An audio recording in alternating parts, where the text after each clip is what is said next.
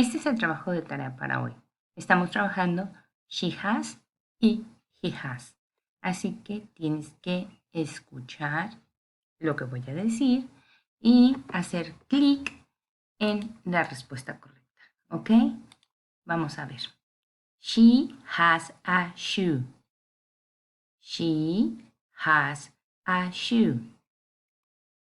¿Cuál de estos dos es? She has a shoe. She has a flower. She has a flower. ¿Cuál de estas dos figuras sería la oración She has a flower? He has an apple. He has an apple. Haz clic en donde corresponde la respuesta. She has a ball. She has a ball.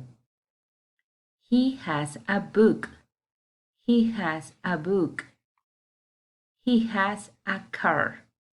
He has a car. Cuando hayas terminado, haces clic, tomas foto y la mandas como respuesta. Gracias.